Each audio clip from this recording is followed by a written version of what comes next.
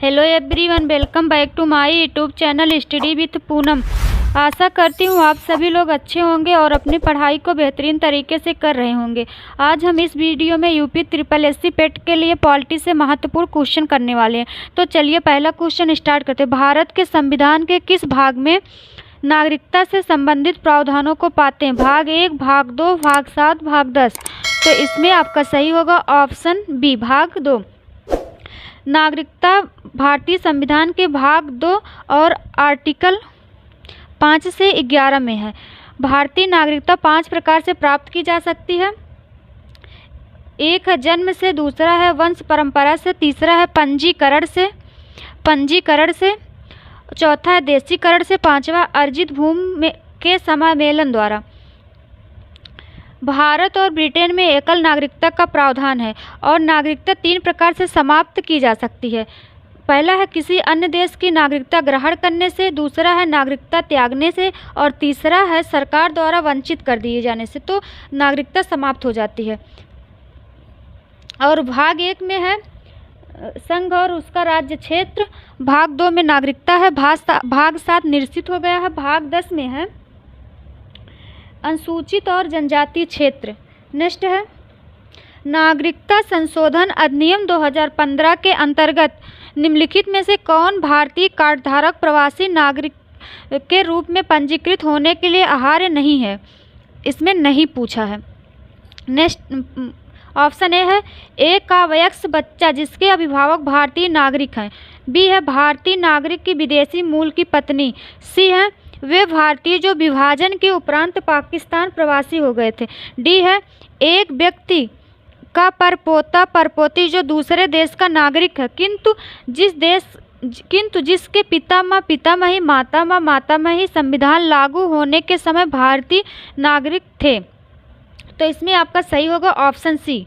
Next है भारतीय संविधान में समता का अधिकार 5 अनुच्छेदों द्वारा प्रदान किया गया है। ए है अनुच्छेद 16 से 20, 15 से 19, 14 से 18, 13 से 17। तो इसमें आपका सही होगा ऑप्शन सी, आर्टिकल 14 से 18। विधि के समक्ष समानता 15 में है धर्म, मूल वंश, जाति, लिंग एवं जन्म स्थान के आधार पर विभेद का प्रतिषेध। 16 में है लोक नियोजन के विषय में अवसर की समानता। 17 में है अस्पृश्यता का अंत। 18 में है उपाधियों का अंत। 19 में अभिव्यक्ति की स्वतंत्रता। 20 में अपराधों के लिए दोष सिद्ध के संबंध में संरक्षण और 21 में है प्राण एवं दैहिक स्वतंत्रता। नेक्स्ट है तो इसमें सही होगा ऑप्शन सी। नेक्स्ट है विधि का नियम या कानून का अधिराज्य का मतलब क्या है? ऑप्शन ए सभी के लिए एक कानून और सभी के लिए एक न्याय तंत्र, बी सभी के लिए एक कानून और सभी के लिए एक राज्य, सी है सभी के लिए एक राज्य और सभी के लिए एक न्याय तंत्र, डी है इनमें से कोई नहीं। तो इसमें सही होगा ऑप्शन ए।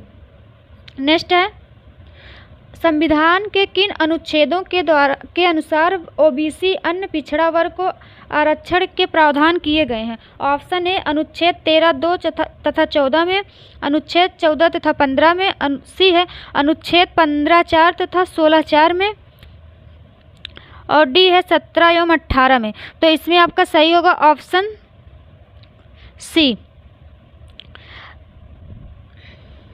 और 14 में विधि के समक्ष समानता है। 15 में धर्म, मूल वंश, जाति, लिंग, जन्म स्थान के आधार पर भेदभाव का निषेध। 16 में लोक नियोजन के विषय में अवसर की समानता। 17 में अस्पृश्यता का अंत। 18 में उपाधियों का अंत। नेक्स्ट है भारतीय संविधान का कौन सा अनुच्छेद व्यक्ति के विदेश यात्रा के अधिकार को संरक्षण प्रदान करता है? ऑप्शन है भारत की संप्रभुता, लोक व्यवस्था, न्यायपालिका का अपमान, अवांछनीय आलोचना, ई है उपरोक्त सभी। तो इसमें आपका सही होगा ऑप्शन डी। नेक्स्ट है निम्न में से कौन सा एक मानव अधिकार भारतीय संविधान के अंतर्गत मौलिक अधिकार भी है? ऑप्शन है सूचना का अधिकार, काम का अधिकार, शिक्षा का अधिकार, मकान का अधिकार। तो इसमें आपका सही होगा शिक्षा का अधिकार।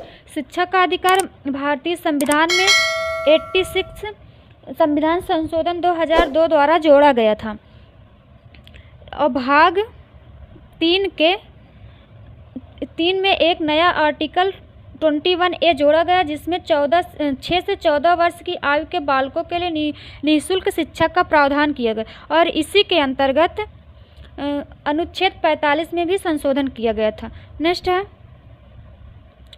प्रत्यक्ष बंदीकरण अधिनियम के अंतर्गत एक व्यक्ति बिना मुकदमा चलाए बंदी बनाया जा सकता है 1 माह के लिए, 3 माह के लिए, 6 माह के लिए, 9 माह के लिए। तो इसमें आपका सही होगा ऑप्शन बी 3 माह के लिए। ऐसा आर्टिकल 22(4) में बताया गया है।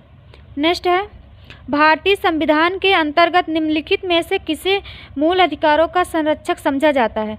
संसद को, राष्ट्रपति को, न्यायपालिका को, प्रधानमंत्री को। तो इसमें आपका सही होगा ऑप्शन सी न्यायपालिका को।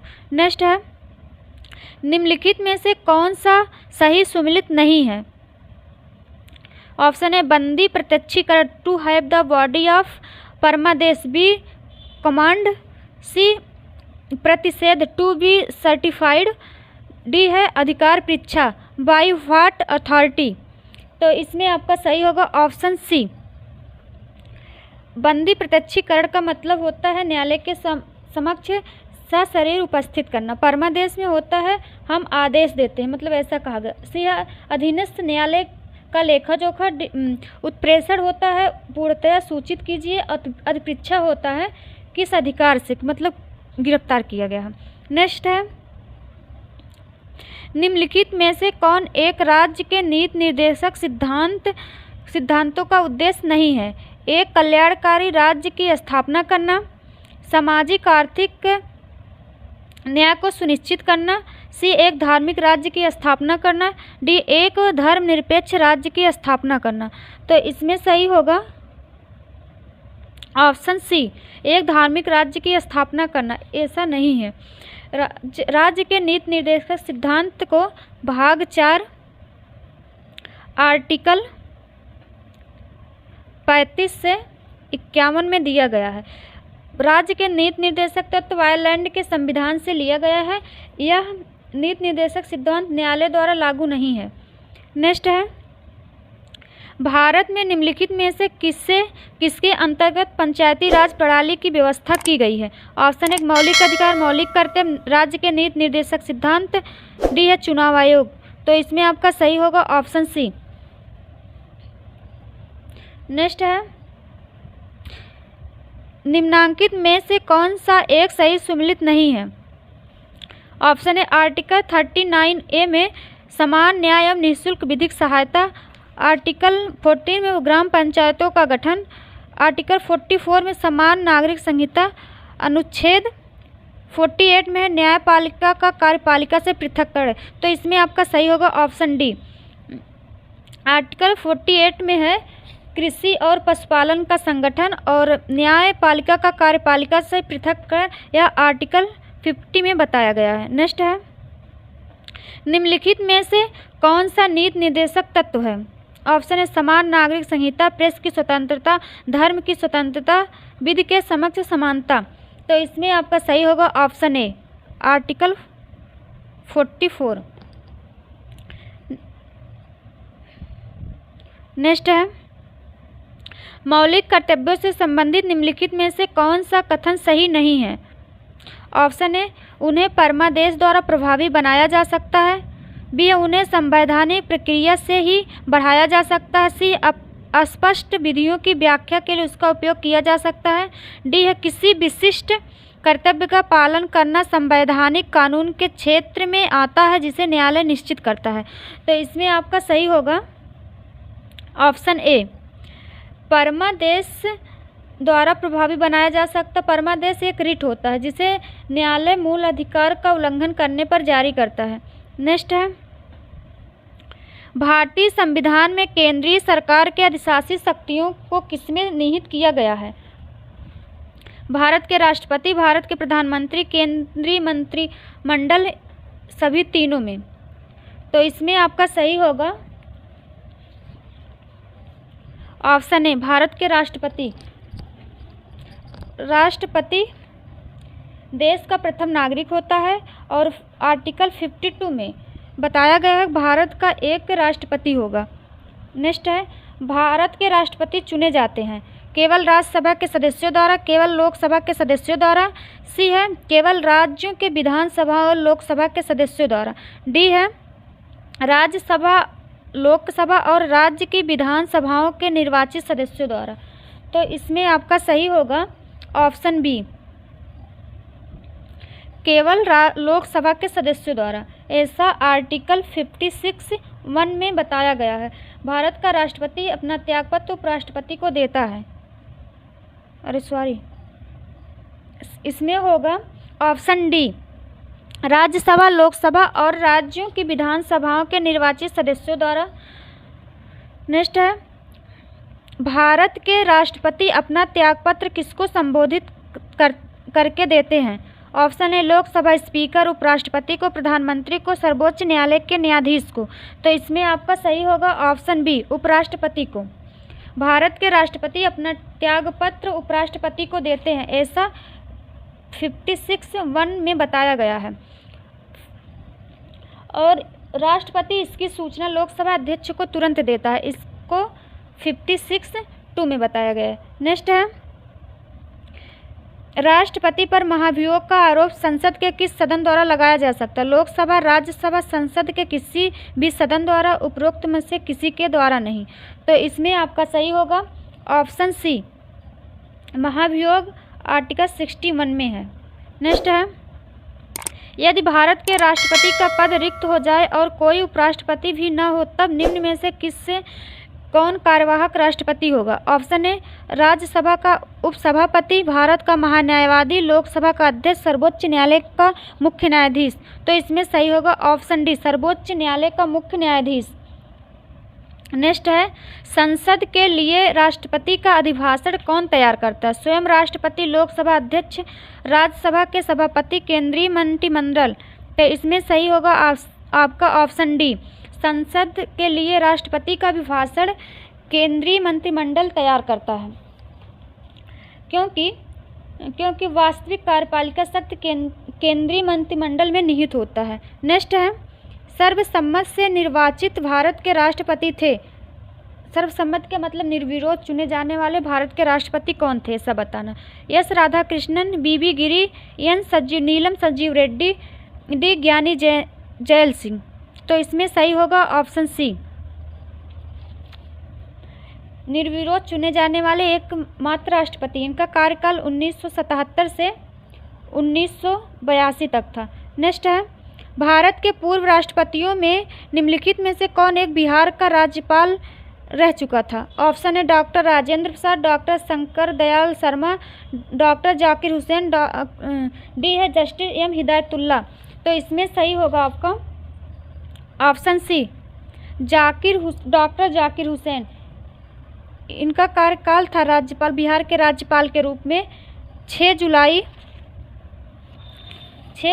1957 से 11 मई 1962 तक बिहार के राज्यपाल थे। 3 मई 1962 से 12 मई 1967 तक उपराष्ट्रपति थे। फिर उसके बाद 13 मई 1967 से 3 मई 1969 तक भारत के राष्ट्रपति थे। एकमात्र राष्ट्रपति थे जिनको राष्ट्रपति पर रहते हुए उनकी मृत्यु भी हुई थी।